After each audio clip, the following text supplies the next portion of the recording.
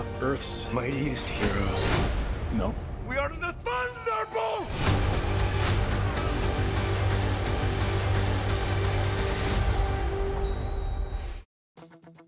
안티히어로와 빌런들이 총출동한 마블 시네마틱 유니버스의 신작 영화 썬더볼츠가 4월 30일에 개봉했습니다. 큰 호평을 받았던 넷플릭스 드라마 성난 사람들의 제작진들이 참여해서 큰 기대를 받았는데 과연 어땠는지 후기 바로 시작해보겠습니다.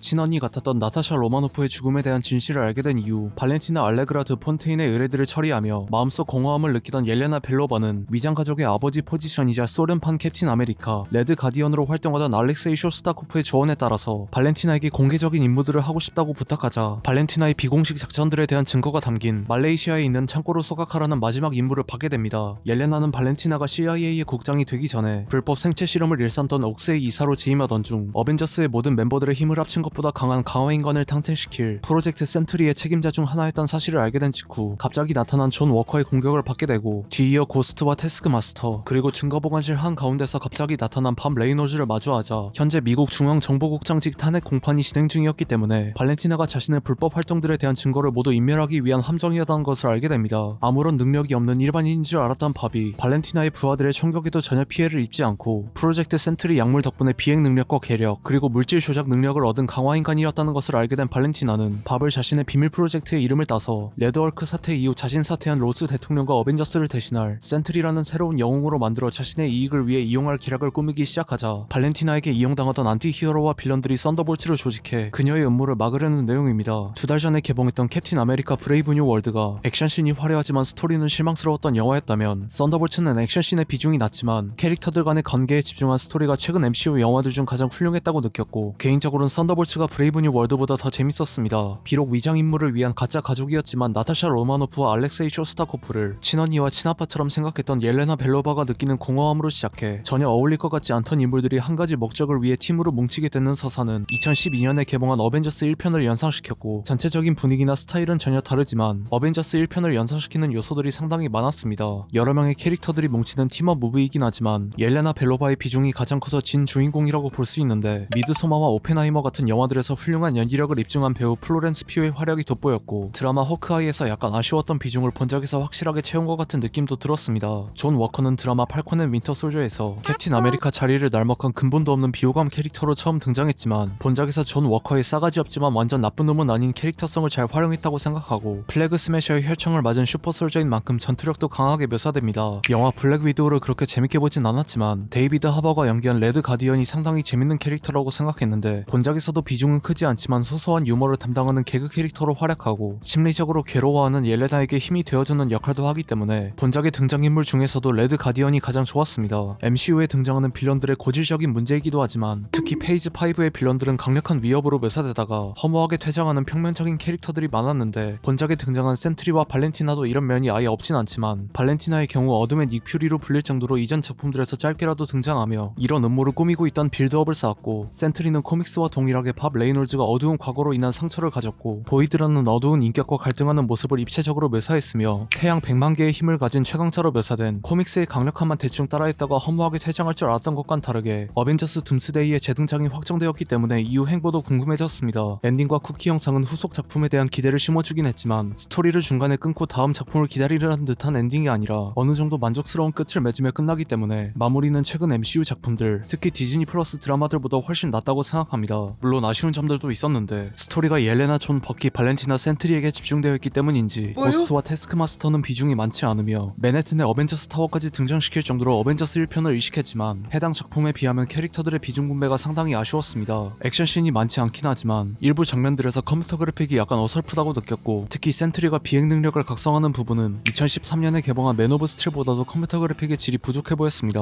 후반부에 공포 영화 같은 연출이 나오는 장면이 있는데 닥터 스트레인지 대혼돈의 멀티버스처럼 아예 공포스러운 분위기는 아니지만 약간은 호불호가 갈릴 것이라고 생각됩니다. 또한 블랙 위도우, 앤트맨과 와스프, 팔콘과 윈터 솔저, 호크아이, 블랙팬서 와칸다 포에버, 캡틴 아메리카 브레이브 뉴 월드를 모두 봐야 본작의 내용을 제대로 이해할 수 있기 때문에 진입장벽이 상당히 높지만 이전 작품들에서 벌어진 일들을 간략히 설명하는 대사들이 있으며 유튜브 정리 영상만 봐도 될 정도로 복습에 필수적이다까진 아니고 복습하려면 블랙 위도우, 팔콘과 윈터 솔저, 캡틴 아메리카 브레이브 뉴 월드만 봐도 크게 지장은 없을 것 같습니다. 쿠키 영상은 미드 크레딧이 끝나고 나오는 개그성 영상 하나, 하나, 엔드 크레딧이 끝나고 판타스틱 4를 예고하는 영상 하나 이렇게 두 개가 나오는데 아이맥스판을 볼 경우 판타스틱 4 컨셉으로 바뀐 아이맥스 카운트다운이 나오기 때문에 궁금하신 분들은 아이맥스로 보셔도 괜찮을 것 같습니다. 썬더볼츠를 그렇게 크게 기대하진 않았지만 의외로 캐릭터들 간의 케미가 좋았던 팀업 영화라서 최근에 본 MCU 작품들 중 서사 측면에선 가장 완성도가 괜찮았다고 생각합니다. 최근 MCU 영화들 상당수가 스토리와 액션 모두 실망스러웠던 것과는 다르게 썬더볼츠는 전혀 어울리지 않는 캐릭터들이 한 가지 목적을 위해 팀으로 뭉치게 되는 서사를 매우 잘 그려냈고 인물 간 갈등을 매우 잘 묘사했던 성난 사람들의 제작진들의 영향이 컸던 것 같습니다. 개봉을 1년 정도 앞두고 공개된 내용이 많지 않은 어벤져스 둠스데이와는 다르게 올해 7월에 개봉 예정인 판타스틱 4 새로운 출발은 마케팅에 상당히 공을 들이고 있는데 그동안 제작된 판타스틱 4 영화들의 완성도가 영 좋지 않다 보니 걱정이 되긴 하지만 썬더볼츠 정도로만 나와도 정말 좋겠다라는 생각이 들었습니다. 여러분들은 썬더볼츠를 어떻게 보셨는지 댓글 남겨주시면 감사하겠습니다. 이상 시청해주셔서 감사합니다.